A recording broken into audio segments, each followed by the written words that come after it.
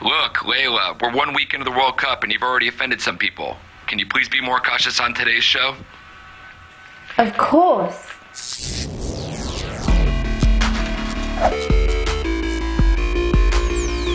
Hi, I'm Layla and this is my occasionally unbiased football show, the show where we discuss what on earth is going on in Russia. England have been preparing for their next game against Panama in the most effective way possible, by racing each other on inflatable unicorns in a pool. This has left me with so many questions. Where do you get those? Did someone take them out to Russia with them? If so, who? I'm thinking Jesse Lingard. This is so Jesse Lingard.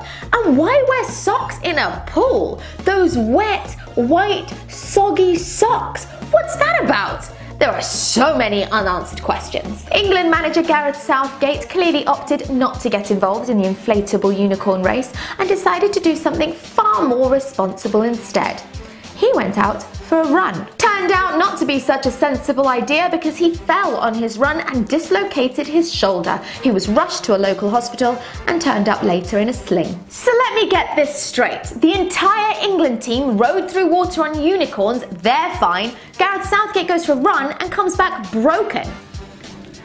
Rather him than the team, I guess. Argentina just endured the most shocking meltdown of the World Cup so far. In fact, I can't remember a team having a bigger World Cup meltdown ever.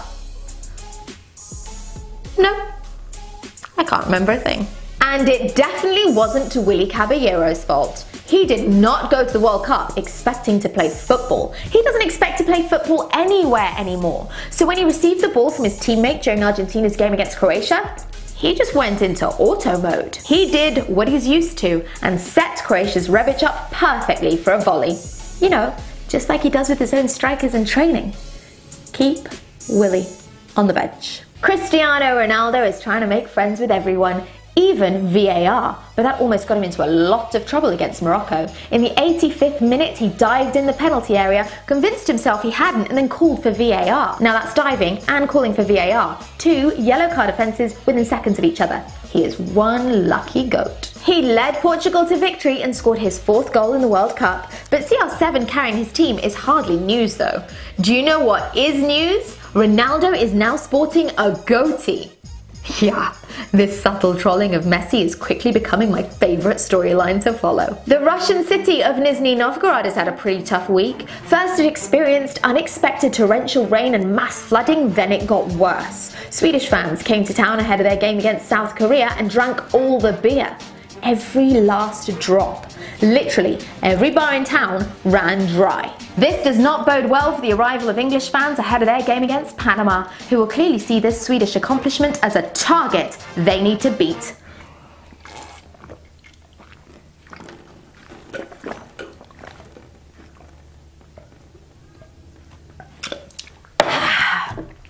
God, I love apple juice. Spain versus Iran was a game of heroes and villains. Gerard Piqué and Isco played their part in spreading the word of love for creatures great and small by saving a tiny little bird from the field. Sadly, it's not all Disney. Iran defender Mohammedi played the part of pantomime villain with a comic throw-in attempt in the dying moments of the match. Despite losing 1-0, he tried to do a kind of front flip. It's a move designed to propel the ball further and draw a massive amount of attention to yourself. Well, with all the attention on him, he did the front flip and didn't throw the ball. So, just killing more seconds in a game that brings Iran's elimination closer. Any doubt that Russia are not fully embracing the World Cup spirit is now officially over. An art exhibition has opened in St. Petersburg full of paintings of great footballers and managers wearing vintage military uniforms. Maradona's there, Messi's there, of course Ronaldo's there. I haven't seen the Neymar Jr. one yet, but they must be working on it. Needs to be perfect, you know? I'm done. To watch future episodes or ones that you might have missed, you can find this show on NBCSports.com, the NBC Sports app, and NBC Sports YouTube channel.